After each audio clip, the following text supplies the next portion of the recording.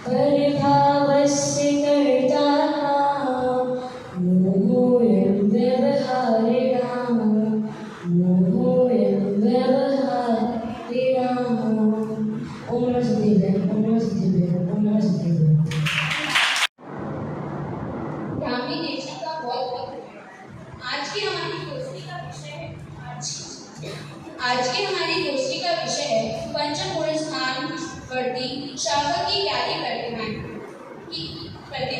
सर्वप्रथम हम जानेंगे कि प्रतिमा कहते किसे हैं, उसका सामान्य स्वरूप क्या है।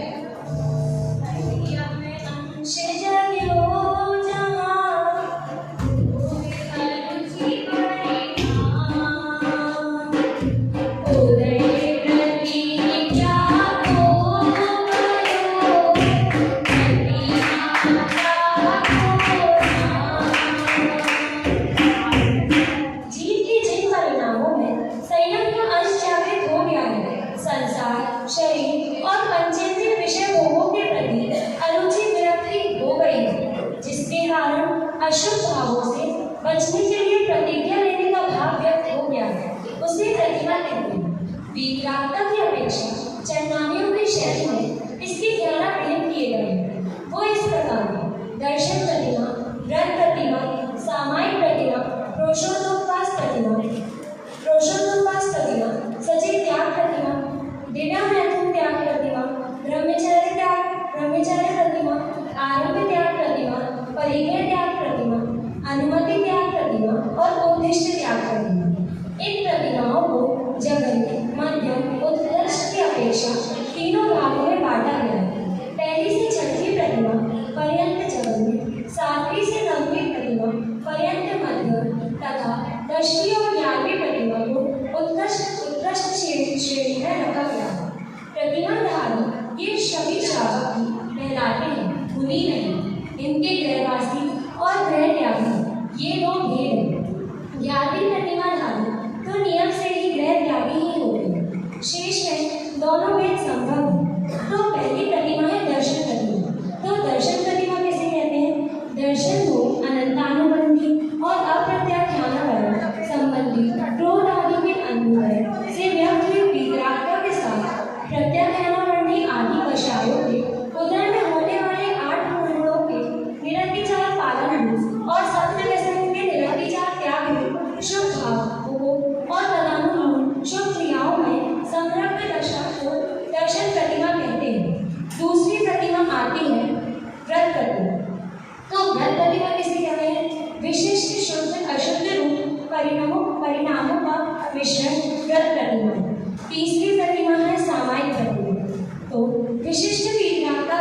पर समस्त परिस्थितियों संयोगों के प्रति समता भाव रखने का अभ्यास में सफलता वाला दशा ही श्रावक की तीसरी सामायिक प्रतिमा है। चौथी प्रतिमा है प्रोषोदोपास प्रतिमा। प्रोषोदोपास प्रतिमा किसे कहते हैं? जहाँ पूर्व वर्ग में सामायिक की दशा कम से कम 4 प्रहर अर्थात 12 घंटे और अधिक से अधिक 8 प्रहर अर्थात 24 घंटे पर्यंत बनी रहती है, उसे प्रोषोदोपास प्रतिमा कहते हैं।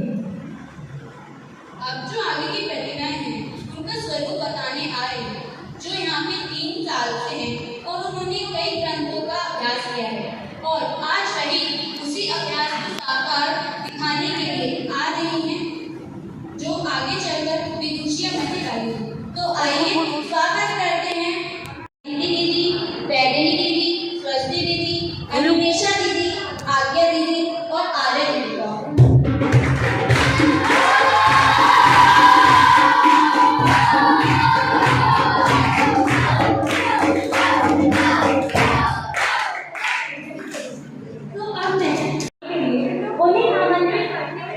जिनकी बातें थोड़ी खट्टी थोड़ी मीठी, ऐसी है ब्राह्मी अदिति दीदी। मैं अदिति दीदी को बुलाना चाहूंगी कि वे आए और सचिन त्याग प्रतिमा का स्वरूप बताएं। ब्राह्मी अदिति दीदी।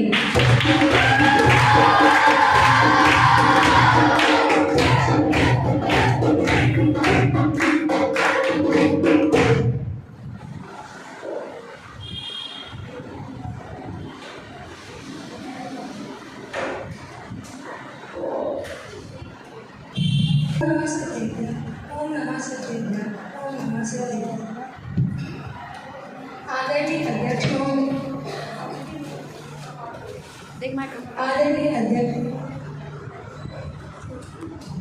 आदरणीय अध्यक्ष, एवं यहाँ पर मेरी सभी ग्रामीण बहनों को मेरा सादर जय जय। आज की हमारी गोष्ठी का विषय है प्रतिमा। इससे पूर्व की प्रतिमा वाली गोष्ठी में हमने 5 प्रतिमाओं के बारे में जाना था। दर्शन प्रतिमा, रुद्र प्रतिमा। हम आज जानेंगे, जिसमें से मेरा विषय है सचित्र त्याग प्रतिमा।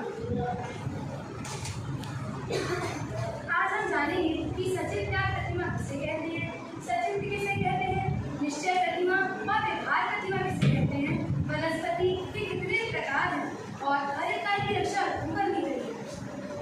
पंडित बनारसी दास जी नाटक समय में 6वीं अर्थात सचित्र त्याग प्रतिमा को बताते हुए 64 नंबर के छंद में कहते हैं, जो सचित्र भोजन बजे पीवे प्रासुधनी, सो सचित्र त्यागी पुरुष पंचित त्यागी। सचित्र भोजन का त्याग करना और प्रासुक जल का पान करना, इसे सचित्र त्याग प्रतिमा कहते हैं। तो अब प्रश्न उठता है कि सचित्र किसे कहते हैं? तो जिसमें उगने की शक्ति हो, उगने की योग्यता हो, ऐसे अन्न, हरि और वनस्पति को सचित्र कहते हैं।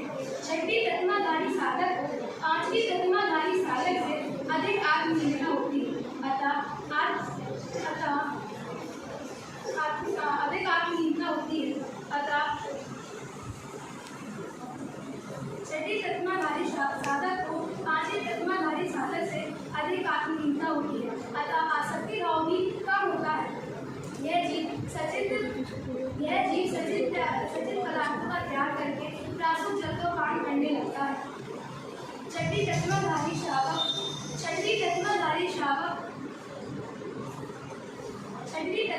श्रावक की आंतरिक शुद्धि को निश्चय प्रतिमा कहते हैं और मंद कषाय स्वभाव तथा सचित्र पदार्थों का त्याग करना, उसको व्यवहार से प्रतिमा कहते हैं।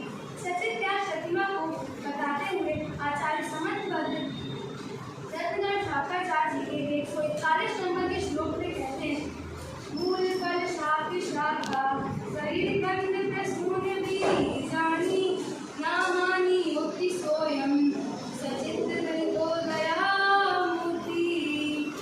अर्थात जो अपक वनस्पति अर्थात मूल, फल,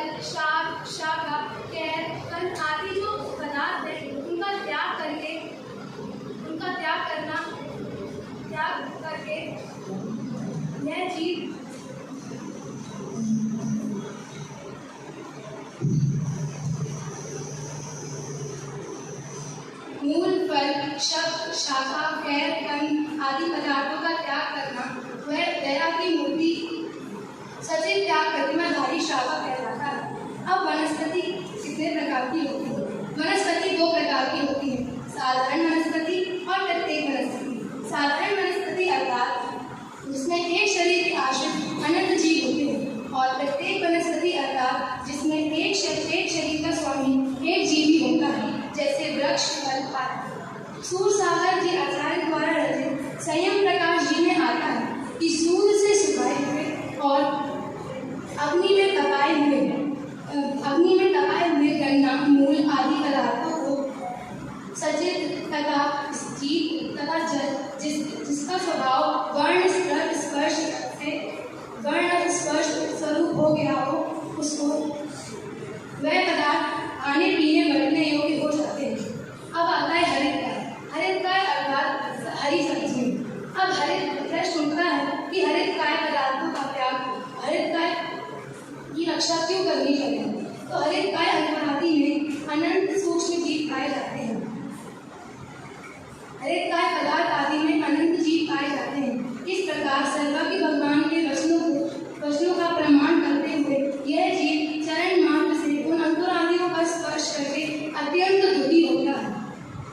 यहाँ पर एक बात ध्यान रखने योग्य है कि सचित त्याग प्रतिमा में केवल सचित के खान पान आदि का ही त्याग नहीं था, परंतु अन्य प्रकार से सचित से नहाना धोना आदि रूप से उपयोग करने का भी त्याग करा है। सकल कीर्ति शास्त्राचार में आता है, भोग परिमाण में जिन सचित वनस्पतियों का त्याग कहा है, मूल, फल, शब्द, शाखा, उनके अचित हो जाने पर भी श्रावक उन्हें भक्षण न करे, क्योंकि जिससे इंद्रिय विजय को प्राप्त कर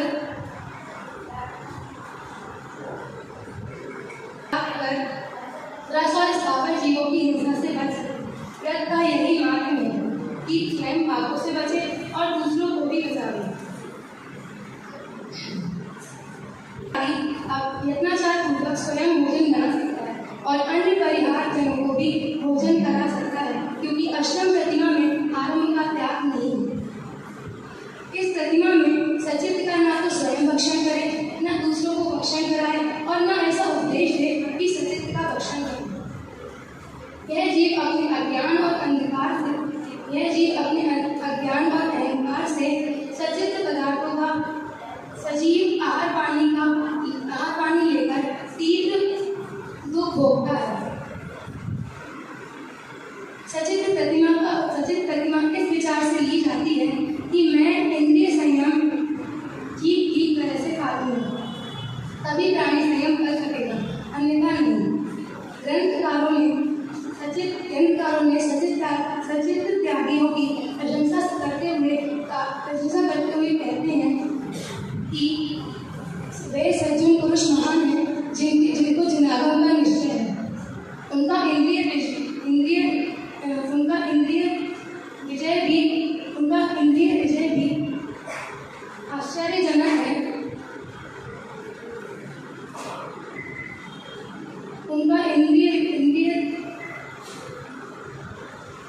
आश्चर्यजनक है, जैसे स्वयं जिन हरित कायों में स्वयं चलते हुए जंतु नहीं दिखते, उनको भी नहीं दिखते, भले ही उनके प्राण में चले जाते।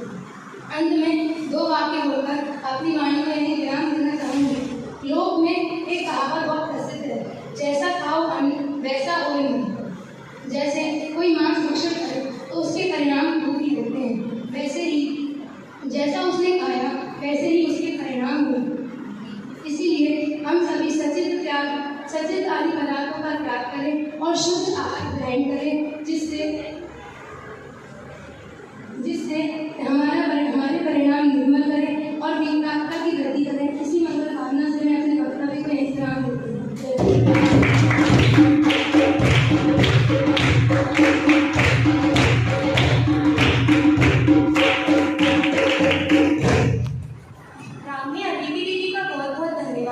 उन्होंने हमें बताया जो उपयुक्त वनस्पति अर्थात मूल, फल, शाखा, कैर,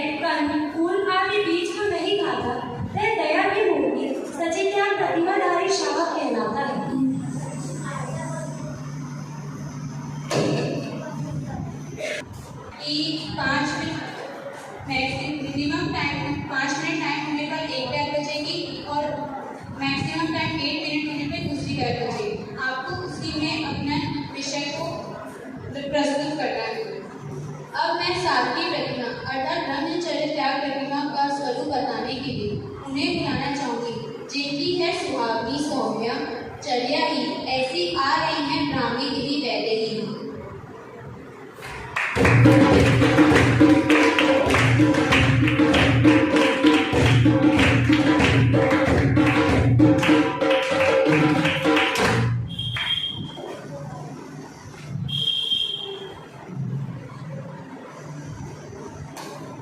ओम नमः सिद्धेभ्यः ओम नमः सिद्धेभ्यः। आदरणीय अध्यक्ष महोदय, अतिथि महोदय एवं निर्णायिका महोदय और यहाँ उपस्थित सभी ब्राह्मी बालिकाओं को मेरा सादर जय जयकार। आज की पुनः हमारी गोष्ठी है पंचम गुणस्थान बट्टी श्रावक की ज्ञान, जिसमें से मेरा केंद्र बिंदु है ब्रह्मचर्य। अभी तक हम 6 प्रतिमाओं का स्वरूप सामान्य रूप से जान चुके हैं, तो आइए अब हम चर्चा करते हैं 7वीं प्रतिमा अर्थात ब्रह्मचर्य प्रतिमा के ऊपर। ब्रह्मचर्य की अद्भुत महिमा आज बताऊं भली भली, ब्रह्मचर्य बिन जीवन निष्ठा बात कहूं मैं भली भली। आज की इस गोष्ठी में हम ब्रह्मचर्य का सामान्य स्वरूप, ब्रह्मचर्य प्रतिमाधारी श्रावक कौन होता है, वह क्या पालन करता है, शिव की 9 बाणें इत्यादि बातों के बारे में जानेंगे। सर्वप्रथम मैं आपको एक बात बताना चाहूँगी, यह जो ब्रह्मचर्य प्रतिमा है ये शुरू की 6 प्रतिमा पूर्वक होती है और बाद की प्रतिमाओं के लिए होती है। अब इसका हम क्या समझते हैं कि जैसे दर्शन प्रतिमा पूर्वक व्रत प्रतिमा होती है, व्रत प्रतिमा पूर्वक सामयिक प्रतिमा होती है, ऐसे ही चलते चलते जो रात्रि भोजन त्याग प्रतिमा है उसके पूर्वक ब्रह्मचर्य प्रतिमा होती है और आगे की प्रतिमाओं के लिए होती है, यानी ब्रह्मचर्य आरंभ त्याग के लिए होती है और ऐसे ही चलते चलते अनुमति त्याग और उद्देश्य त्याग होती है। अब हम प्रारंभ करते हैं ब्रह्मचर्य का स्वरूप। ब्रह्मचर्य इस शब्द से आप क्या समझते हैं? ब्रह्मचर्य का अगर हम संधि विच्छेद करते हैं तो वह होता है ब्रह्म प्लस चर्य। ब्रह्म यानी अपनी आत्मा में और चर्य यानी चलना। अपनी आत्मा में चर्या करना तो ब्रह्मचर्य। ब्रह्मचर्य प्रतिमा के 2 वेद हैं, उनको बताते हुए तत्वार सूत्र पाठमाला तत्व ज्ञान पाठमाला भाग 1 में उनकी परिभाषा है। पहला है निश्चय ब्रह्मचर्य प्रतिमा और दूसरी है व्यवहार ब्रह्मचर्य प्रतिमा। निश्चय ब्रह्मचर्य प्रतिमा स्वरूप स्थिरता से वीरता का निवृत्ति होना तो निश्चय से ब्रह्मचर्य प्रतिमा है और 2 कषाय चौकी के अभाव पूर्वक मैथुन का त्याग करना और 9 बाणों का पालन करना यह व्यवहार से ब्रह्मचर्य प्रतिमा। अब यह जो हमारा शरीर है यह मल का पिंड है, जैसे कि पंक्तियों में कहा भी है मल मूत्र मास का खड़ा रात दिन सड़ा तुझे नित पड़ा उठा कर धरना अब लिया सिद्ध परमेश्वरी तुम्हारा शजना। इन पंक्तियों में क्या कहा है कि ये जो शरीर है यह मल मूत्र मांस आदि से भरा हुआ है। तो इस शरीर के संबंध में जो ब्रह्मचर्य प्रतिमाधारी श्रावक है उसके ऐसे विचार होते हैं, या हम यूँ कहें कि ब्रह्मचर्य प्रतिमाधारी श्रावक को होता कौन है, तो समन्वद्राचार्य वृद्धगण श्रावकाचार्य के 8वें अधिकार में श्लोक क्रमांक 143 में लिखते हैं मल बीजं मल योनिं गलन्मलं पूतगन्धिवत्सं पश्यनं मलं पाद निर्मतिसो ब्रह्मचारी सः। अर्थात ये जो शरीर है यह माता पिता के रुधिर व वीर्य मल से उत्पन्न हुआ है, इसलिए क्या है मल का बीज है। ये जो शरीर है इसमें निरंतर मल उत्पन्न होता है, इसलिए मल की योनि है। इस शरीर से निरंतर नहुआ कौन कौन से होते हैं? 2 आँख, 2 कान, 2 नाक के छेद, 1 मुंह और 2 मल मूत्र के स्थान, ये जो नव द्वार है ये निरंतर बहते रहते हैं। और ये जो शरीर है यह महाघृणा का स्थान है, इसमें से महादुर्गंध हमेशा आती रहती है। तो ऐसे शरीर को देखकर जो काम भाव से विरक्त हो वो ब्रह्मचर्य प्रतिमाधारी श्रावक कहलाता है। पंडित बनारसी दास जी नाटक संसार जी के गुणस्थान अधिकार के छंद क्रमांक 1966 में कहते हैं कि ये जो ब्रह्मचर्य प्रतिमाधारी है ये शिव शिरोमणि है। उसको बताते हुए जो छंद है वो कुछ इस प्रकार है। नववाणी सहित विधि साधे निस दिन ब्रह्मचर्य आराधे सुसप्तम प्रतिमा ज्ञाता शील शिरोमणि जग विख्याता। इसने क्या बताया है कि ये जो श्रावक है जो नववाण का निरंतर पालन करके ब्रह्मचर्य का पालन करे वह ब्रह्मचर्य प्रतिमाधारी श्रावक जगत विख्यात शिव शिरोमणि। अब ये जो 9 बाण हैं ये 9 बाण के लिए एग्जाम्पल है कि जैसे जो खेत होता है उसमें जब फसल उगती है तो उस फसल को जानवरों से सुरक्षित रखने के लिए क्या किया जाता है, चारों ओर बाण लगा दिए जाते हैं ताकि वे जानवर से सुरक्षित रहें। तो इसी प्रकार ये जो शिव की 9 बाणें हैं ये हमारे ब्रह्मचर्य रूपी फसल को सुरक्षित रखते हैं। अब यहाँ प्रश्न उठा कि ये ब्रह्मचर्य प्रतिमा में जो शिव के 9 बाण आए हैं तो वो शिव के 9 बाण होते हैं कौन से? तो पंडित बनारसी दास जी नाटक समीसार जी के आगे ही वाले छंद में लिखते हैं,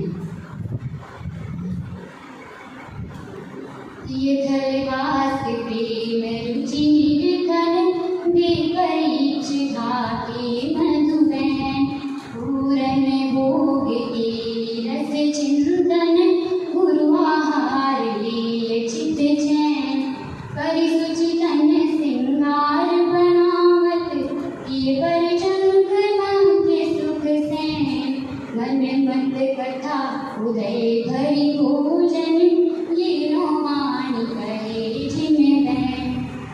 9 वाणी कौन कौन सी होती वो जानते हैं। सबसे पहले स्त्रियों का समागम नहीं, दूसरा स्त्रियों से राग या विकार भाव नहीं रखना, तीसरा स्त्रियों से अकेले में ना बात करना ना मिलना, चौथा पूर्व में भोगे हुए भोगों का स्मरण नहीं करना, पांचवा कामोत्पादक गरिष्ठ भोजन नहीं करना, छठा कामोत्पादक श्रृंगार आदि नहीं करना, सातवां कामोत्पादक जो कथा है, गीत है, संगीत है उनको नहीं सुनना, आठवां स्त्रियों के पलंग बिस्तर आदि पे ना बैठना ना सोना, और नवा कि भूख से कुछ कम खाना। ये हमारी 9 बाणें होती हैं। महिलाओं को भी पुरुष के संबंध में इन 9 बाणों का विचार करना चाहिए। अब जब इस श्रावक की 2 कषाय चौकड़ी के अभाव के बाद प्रत्याख्यानाकरण कषाय का भी अभाव हो जाता है तो इसे मुनि दशा प्रकट हो जाती है, और मुनि दशा प्रकट होने के बाद इसके चेतन और अचेतन स्त्री रूप जो शिव के 18,000 दोष रूप भेद हैं उनका भी अभाव हो जाता है। तो इस प्रकार हमने यहाँ पर ब्रह्मचर्य प्रतिमा का सामान्य से स्वरूप देखा। अब कुछ पंक्तियों के माध्यम से मैं अपने वक्तव्य को विराम देना चाहती हूँ। ब्रह्मचर्य अद्भुत निधि राखो सदा बचाए, विषय तज कर जग फिरे नभगान दृढ़ लगाए। हम भी धीरे धीरे स्वरूप की वितरागता, स्वरूप की स्थिरता से वितरागता की वृद्धि करके सभी प्रतिमाओं को धारण करें। इसी मंगल भावना से मैं अपने वक्तव्य को यही विराम देती हूँ। ओम नमः शिवाय। ओम नमः।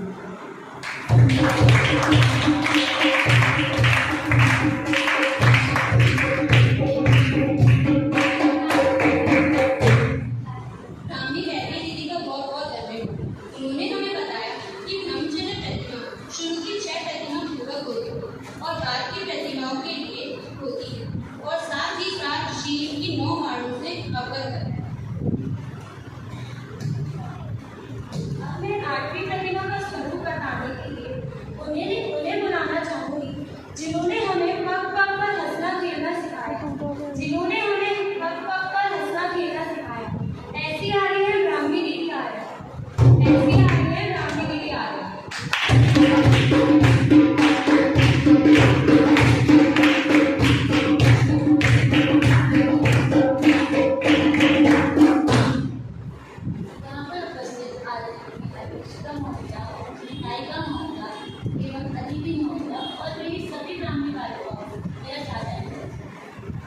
आज की गोष्ठी में हमारा विषय है 11। तो 11 प्रतिमाओं से 5 प्रतिमाओं का स्वरूप तो हमने कल की गोष्ठी में जाना है। अब हम जानेंगे शेष 6 प्रतिमाओं का स्वरूप, जिसमें मेरा विषय है आरण्य व्याघ्र। तो आरण्य व्याघ्र प्रतिमा का स्वरूप बताते हैं आदरणीय पंडित कविवर बनारसी दास जी इस समझदार की नाटक चंद नंबर 68 में कहते जो विवेक विद्या दे करे न पाकारम सो अष्टम प्रतिमा मुनि उगति विचरण। अर्थात जो विवेकपूर्ण पद्धति का आदर करता हुआ पाप में आरंभ नहीं करता वह उगति पर विजय पाने के लिए रण स्तंभ के समान अर्थात आत्मवैभववान आठवीं प्रतिमा ध्यान। इसके दो भेद बताते हुए आदरणीय डॉक्टर हुकुमचंद जी भाई अर्थात हमारे छोटे दादाजी तत्व ज्ञान पाठमाला भाग 1 में कहते हैं कि प्रतिमाएं दो प्रकार की होती है, एक निश्चय प्रतिमा और दूसरी व्यवहार प्रतिमा। तो निश्चय प्रतिमा में वे कहते हैं कि आठवीं प्रतिमा की यथोचित शुद्धि निश्चय प्रतिमा कहलाती है और व्यवहार प्रतिमा तो संसार के भोगों के प्रति उदासीनता व राग अल्प हो जाने के कारण उठने वाले विकल्प मर्यादित हो जाते हैं व बहिरारंभ का त्याग व्यवहार प्रतिमा कहलाता है। आठवीं प्रतिमा नाटी श्रावक स्वरूप स्थिरता धर्माचरण में विशेष सावधानी रखता हुआ अस्थि मस्ती प्रति वाणिज्य आदि आपारंभ करने के विकल्पों का त्याग करके सभी प्रकार के व्यापार का त्याग कर दो। यह तो हमने जाना कि आरंभ त्याग प्रतिमा। अब आरंभी हिंसा आरंभ त्याग प्रतिमा और दूसरी होती आरंभी हिंसा। तो आरंभी हिंसा किसे कहते हैं? हिंसा 4 प्रकार की होती है, आरंभी, उद्योगी, विरोधी और संकल्पी। तो संकल्पी हिंसा का त्याग तो श्रावक दूसरी प्रतिमा अर्थात व्रत प्रतिमा में पूर्णता कर ही देता है और 3 शेष हिंसाएं बचती हैं। तो उसमें आरंभी हिंसा आरंभी हिंसा किसे तो यज्ञाचार पूर्वक दया परिणाम से गृहस्थी के काम करते हुए ना चाहते हुए भी हो जाने वाली हिंसा को आरंभी हिंसा कहते हैं। जैसे चक्की चलाना, स्वच्छता आदि कार्य करना, इनके बिना गृहस्थी वाले नहीं चल पाती, तो इनमें थोड़ी बहुत हिंसा होती ही होती है, तो इसे आरंभी हिंसा कहते हैं। जो श्रावक प्रति होता है पर इन कार्यों को भी बहुत सावधानी पूर्वक करता है तो इसका त्याग नहीं कर पाता, यह हुई आरंभी हिंसा। अब आरंभी हिंसा आरंभी त्याग प्रतिमा का स्वरूप कहते हैं आचार्य समंद्रभद्र स्वामी श्री रत्नकरण श्रावकाचार्य के 7वें अधिकार अर्थात सर्वलेखन अधिकार के 144 श्लोक में कहते हैं सेवा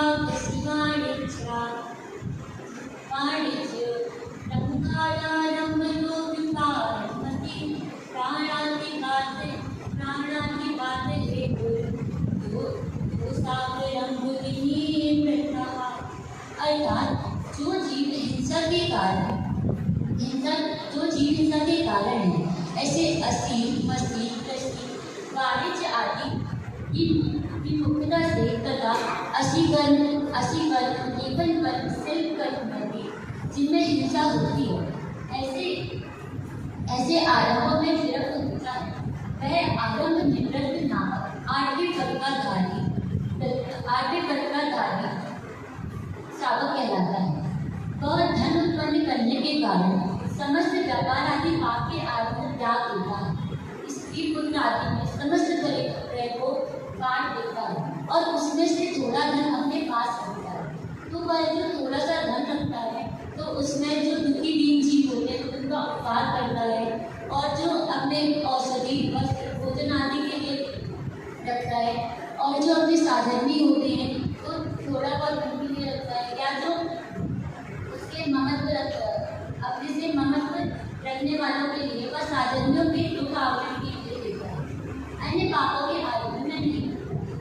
जो मर्यादा थोड़ा धन अपने पास रखा है उसके लिए जैसे चोरी आदि हो जाए या फिर रात आदि उसका छीन लिया जाए तो उसमें वह क्लेश नहीं करता और बल्कि शांति रखता है और ना ही दोबारा पैसे कमाने की इच्छा रखता है, बल्कि वह अपने घर विचार करता है कि अहो मैंने रागी मुनि होकर इतना परिचय रख दिया था जो चला गया पर मुझे ने मेरा बड़ा उपकार किया। ममता आदि रक्षा दयादि समस्त केस में छूट गया। इसका बड़ा दुर्ध्यान था, वह सहज ही छूट गया। ऐसा भाव जिसके होता वह उसके आरंभ नामक प्रतिमा का आठवां पद है। अब आरंभ त्याग प्रतिमा का स्वरूप बताने के लिए श्री आचार्य श्री सूरसागर जी महाराज स्वयं प्रकाश जी ग्रंथ में लिखते हैं कि आरंभ त्यागी श्रावक के धार्मिक आरंभ में जैसे देव पूजा के लिए जल भर के लाना, द्रव्य धोना, उसको पटकारना, इन सब में हिंसा होती ही होती है। तो गृहस्थ अवस्था में रहता हुआ यह कुटुंब के कृषि वाणिज्य आदि का बादल दोष को आरंभ त्याग छूट गया, परंतु सूक्ष्म दोष को रहता ही है, जो कि ज्ञान की प्रतिमा तक लग ही जाता है, ज्ञान करता नहीं है। इस प्रकार पंडित जयचंद जी छावड़ा सर्वार्थ सिद्धि की टीका में लिखते हैं, 11वीं प्रतिमा के अंत में जब ये दोष छूटते हैं, वहाँ भी है जो व्रत है वो महाव्रत रूप में परिणमित हो जाते हैं। क्या बोला? जब ये 11वीं प्रतिमा के अंत में जब ये दोष छूटते हैं तो ये व्रत भी महाव्रत रूप परिणमित हो जाता है। आरंभ त्यागी ना तो स्वयं भोजन बनाता है, ना उसका न्योता आदि से या बिना न्योते के लिए जीव जाता है।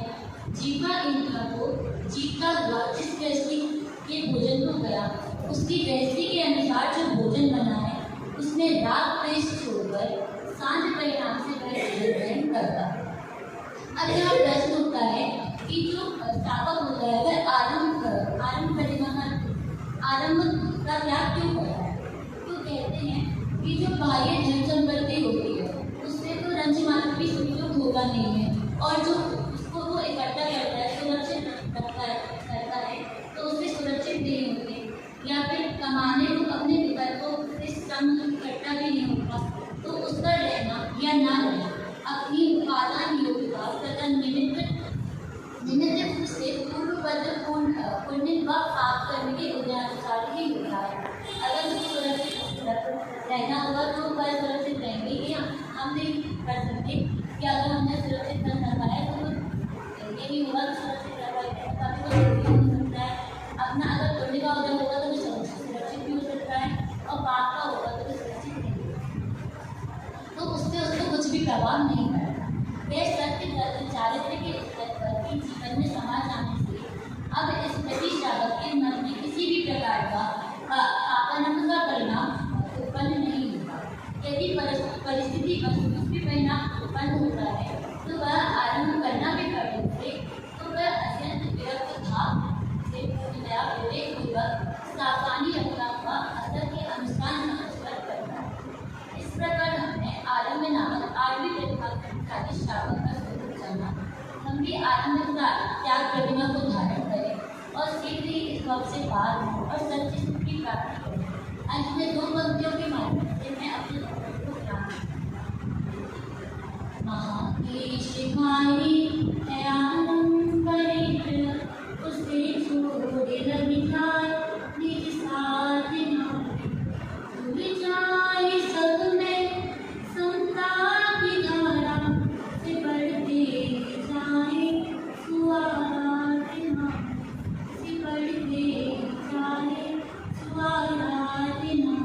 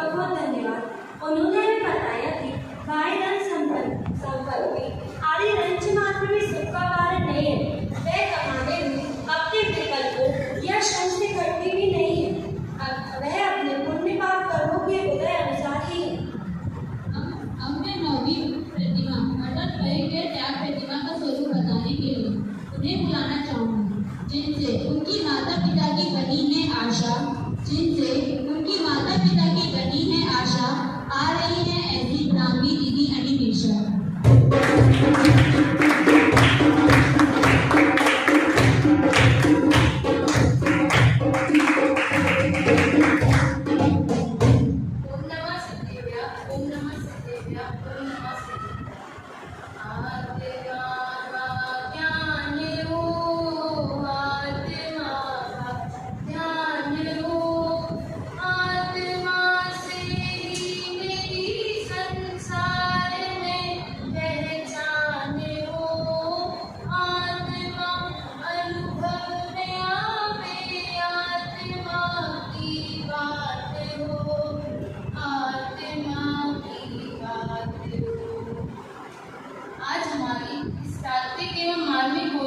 विषय है 11 प्रतिमा, जिसमें मेरा विषय है परिग्रह त्याग प्रतिमा। तो सर्वप्रथम हम यह जानेंगे कि परिग्रह किसे कहते हैं। अनाप शनाप रुपया पैसा आदि जोड़ना उसे परिग्रह कहते हैं। अर्थात वस्तु के संयोग वियोग में जो राग द्वेष सुख दुख के परिणाम होते हैं, ऐसे मिथ्यात्व का नाम ही परिग्रह है। अब हम यह जानेंगे कि परिग्रह त्याग प्रतिमा किसे कहते हैं। 10 बहिरंग परिग्रहों का त्याग करना। 10 बहिरंग परिग्रह कौन कौन से? क्षेत्र वास्तु हिरण्य स्वर्ण धन धान्य दास दासी कुप्पे और भाट, इन सब का सभी प्रकार से त्याग करना और उनमें किंचित भी आशा नहीं रखना और देह आदि राग आदि मेरे नहीं है ऐसा भाव रखना और आत्मा का ही ज्ञान करना, उसी का नाम परिग्रह त्याग प्रतिमा है। अब हम और फिर तत्वज्ञान पाठमाला भाग 1 के हिसाब से हम परिग्रह त्याग प्रतिमा का स्वरूप जानेंगे। जो 10 परिग्रह को त्यागी सुख संतोष सहित वैरागी, समरस संचित किंचित ग्राही, सो श्रावक नो प्रतिमा ग्राही। अर्थात जिन श्रावकों की शुद्धि बढ़ जाती है उनको निश्चय से उसका नाम ही निश्चय परिग्रह त्याग प्रतिमा कहा है। और जिन श्रावकों की पश्चायमन हो जाती है और वे सीमित 10 अंतरंग परिग्रह में से किंचित भी कुछ भी नहीं रखते और साम्य भाव से अपना जीवन यापन करते हैं, उन्हें व्यवहार निश्चय परिग्रह प्रतिमा कहते हैं। जो इन 9वीं प्रतिमाधारी श्रावक होते हैं वे साम्य भावधारी, समता भावधारी एवं वैराग्य भावधारी प्राणी होते हैं। अब आपका प्रश्न होगा कि परिग्रह परमाणुव्रत और परिग्रह त्याग प्रतिमा दोनों सेम ही तो है, इनमें डिफरेंस क्या है? तो नहीं, इनमें बहुत डिफरेंस है, जो कि इस प्रकार है। परिग्रह त्याग प्रतिमा, परिग्रह परमाणुव्रत में वीतरागता कम होती है और परिग्रह त्याग प्रतिमा में वीतरागता परिग्रह परमाणुव्रत से अधिक होती है। परिग्रह परमाणुव्रत में जघन्य व्रती श्रावक आते हैं और परिग्रह त्याग प्रतिमा में मध्यम व्रती श्रावक आते हैं। परिग्रह परमाणुव्रत में जो व्यापार सेवा आहार आदि का कार्य भी करते हैं, परंतु परिग्रह त्याग प्रतिमा में व्यापार सेवा आदि सबका आरंभ परिग्रह वह सत्पात्रों को देते हैं जो परिग्रह परमाणुव्रत के धारी होते हैं, परंतु आरंभ परिग्रह का सर्वथा त्याग होता है। सिर्फ अभयदान एवं ज्ञानदान ही प्रदान करते हैं, वे परिग्रह त्याग प्रतिमाधारी श्रावक होते हैं।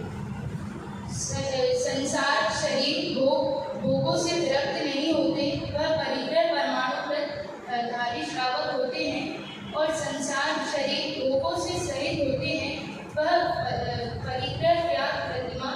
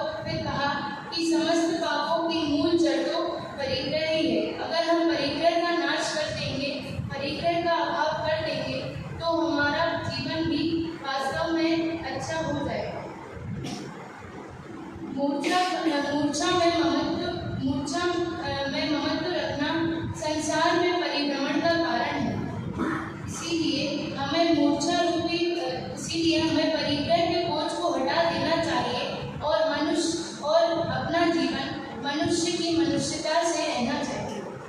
अंत में दो पंक्तियों से मैं अपने वक्तव्य को विराम देना चाहती हूँ। जड़ रूप सदा व्याकुल दामन, हो गंगा नहीं आकर्षण हो, आद्रुव शरण अरु दुख मन, परिग्रह प्रति नहीं समर्पण हो। ओम नमः शिवाय। ओम नमः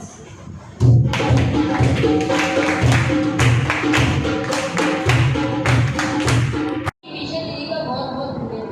उन्होंने हमें बताया कि श्राव्य की श्रुति और भी बढ़ जाती है।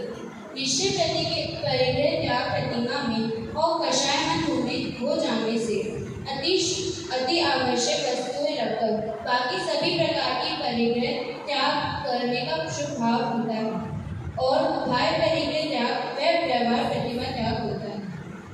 अब मैं अगली प्रतिमा अर्थात अनुमति त्याग प्रतिमा का स्वरूप बताने के लिए उन्हें बुलाना चाहूँगी, जिनके दिल में सदा रहती है मस्ती, जिनके दिल में सदा रहती है मस्ती। आ रही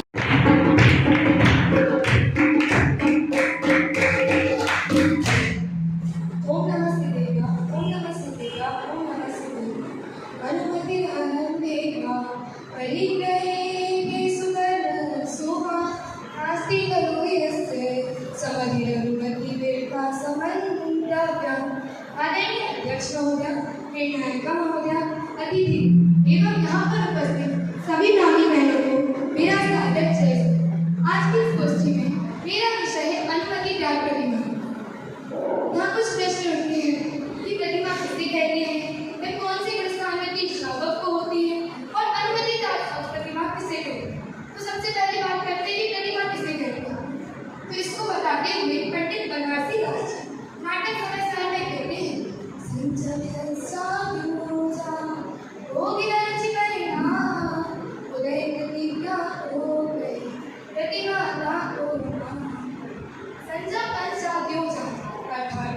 संयम का अंश जागर होता है, रोग अरुचि परिणाम।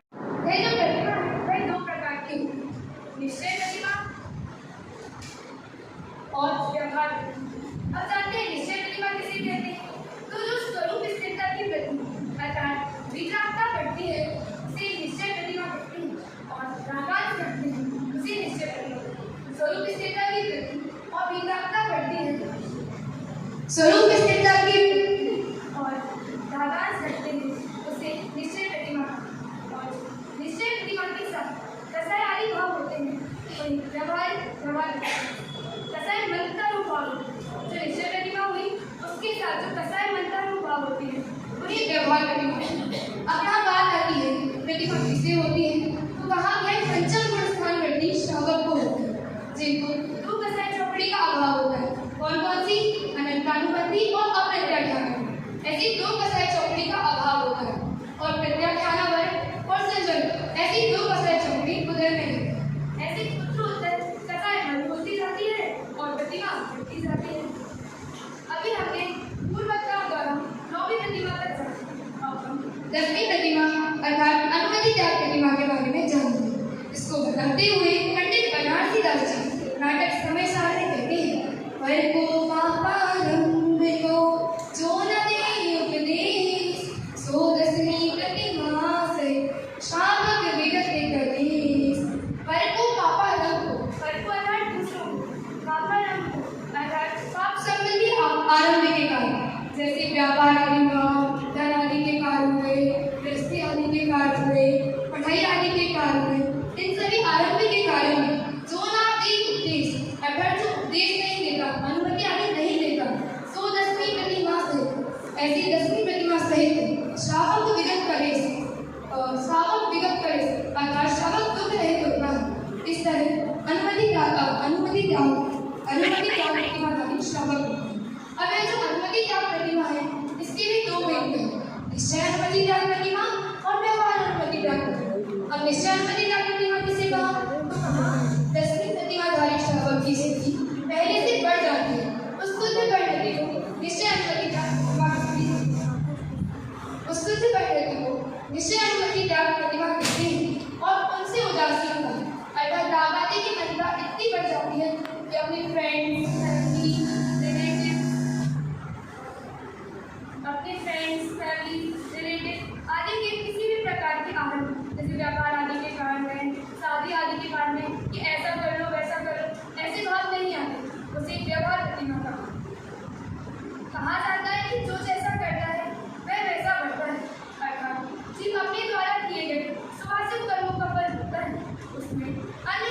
भी परिवर्तन नहीं कर सकता।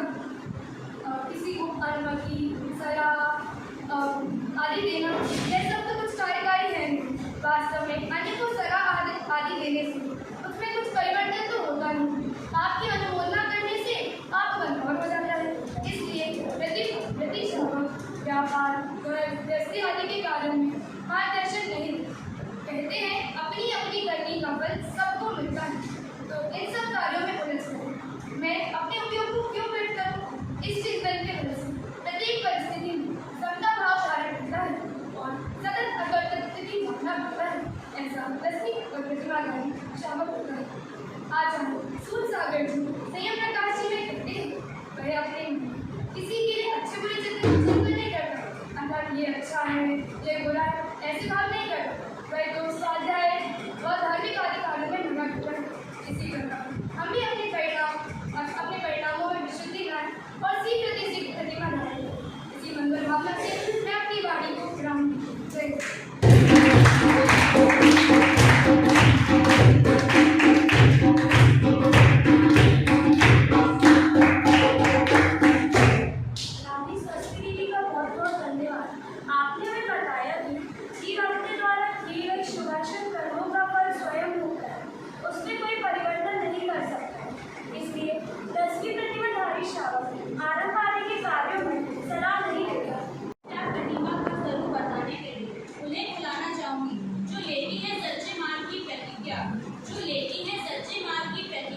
कैसी आ रही है ब्राह्मी दीदी आज्ञा।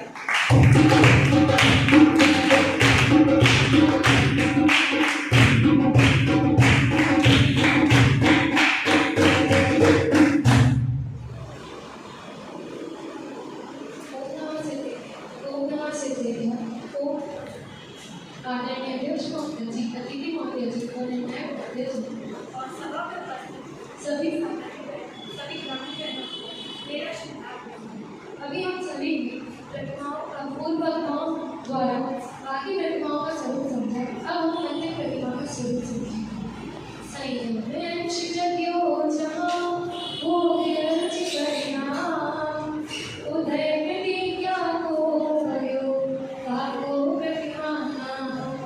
आइए देखें कि क्या ये प्रतिमा में मोह की अरुचि कहाँ तक पड़ी और विकरालता की कितनी विशुद्धता है। उसके लिए हम जानेंगे त्याग की प्रतिमा, जिसका नाम है उद्दिष्ट त्याग प्रतिमा। फिर हम यह जानेंगे कि वास्तव में प्रतिमाओं को धारण करने का प्रयोजन क्या होता है। तो सर्वप्रथम देखेंगे उद्दिष्ट त्याग प्रतिमा। उद्दिष्ट का शाब्दिक अर्थ होता है उद्देश्य। मुनि, केलक, चुल्लक आदि के निमित्त से बनाई गई वस्तुओं को या उनके उद्देश्य मतलब उनके से बनाई गई वस्तुओं को उद्दिष्ट कहते हैं और इन उद्दिष्ट वस्तुओं के त्याग को उद्दिष्ट त्याग करते हैं। तत्व ज्ञान पाठमाला एक में इसे दो प्रकार का बताया है, एक निश्चय की अपेक्षा से और एक व्यवहार की अपेक्षा से। तो निश्चय की अपेक्षा से देखते हैं कि उद्दिष्ट त्याग प्रतिमा कितने प्रकार की होती है। उद्दिष्ट त्याग प्रतिमा क्या होती है? तो उसमें कहा कि दर्शन होने अनंतानुमति और अप्रत्यय के अभाव होने पर जितनी अंतर में विशुद्धता बढ़ती है और विक्रांता की वृद्धि होती है, उसे निश्चय से उद्दिष्ट त्याग प्रतिमा है। दूसरा, व्यवहार उद्दिष्ट त्याग प्रतिमा किसे कहते हैं? तो विक्रांता की वृद्धि होने से कषायों की मंदिरा शुभ भाव होने से बाह्य क्रिया रूप शावक प्रवृत्ता है, उसे व्यवहार उद्दिष्ट त्याग प्रतिमा कहते हैं। अब हम देखेंगे इसमें एक बात आती है कि जो त्यागी प्रतिमा का शावक होता है वो नियम से कैसा ग्रह विरत होता है, तब वह त्यागी होता है। तो रट करें शाखाचार्य जी ने 147 नंबर के श्लोक में कहते हैं, "त्रैतो जीवन रूप कंठे व्रतानि परिग्रह भक्ष्य सुनस्तपस्ति कृष्ण चेत विधरा।" त्यागी प्रतिमाधारी जो शावक होता है वह उत्कृष्ट शावक कहलाता है। वो घर छोड़कर मुनिराजों के साथ और सत्समागमों में रहता है, गुरुजनों के सानिध्य द्वारा व्रत आदि को धारण करता है और शुद्ध आहार आदि पीता है और तपश्चरण करता है। नाटक समय जी इस बात को कहते हैं गुणस्थान अधिकार में, चतुर्थ गुणस्थान अधिकार में बनासीदास जी कहते हैं, जो चक्रवर्ती कजके राम में करे मसीहा उचित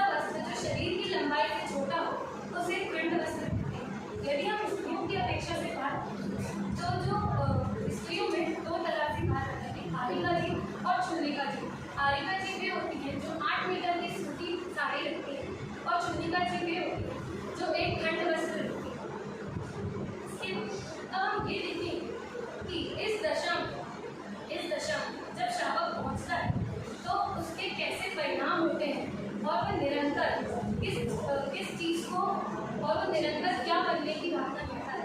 तो इसमें कहा कि उस जो श्रावक होता है, जो पंचम परिस्नान करती श्रावक है, कि 2 गज चौकड़ी का अभाव होने पर जो शुद्धता प्रकट होती है, उससे उसके अंदर निरंतर संसार शरीर भोगों से विरक्ति की भावना आती है। अब उसे भोगों से आरुचि, उसकी जो भोगों के प्रति आरुचि है वो बढ़ती जाती है। अब उसे भोग नहीं सुनाती, अब उसे सिर्फ अपना एकमात्र आत्मा से होता है और वह निरंतर मुनि बनने की भावना है।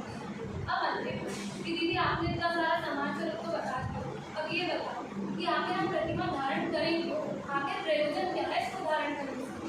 तो जो श्रावक होता है वह इस प्रतिमाओं को इसलिए धारण करता है ताकि वो आगे जाके जो उसे मुनि दशा प्रकट करेंगे, सच्चा सुख प्राप्त करना है, तो वह मुनि बनने की इसमें प्रयास करता है। मतलब ये जो व्रता की पालन करता है तो आगे वो मुनि दशा में कैसे उत्सर्ग परीक्षा आदि सहन करेगा, वह उसकी प्रयास के लिए, उसकी प्रैक्टिस के लिए वह इन प्रतिमाओं को धारण करता है।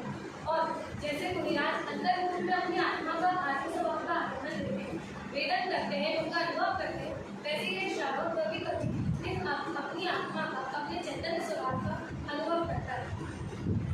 आगे यह जब इसकी और निरंतर मुनि बनने की भावना होता है तो बड़े पंडित जी की भक्ति भावना में एक कुछ पंक्तियाँ आती हैं।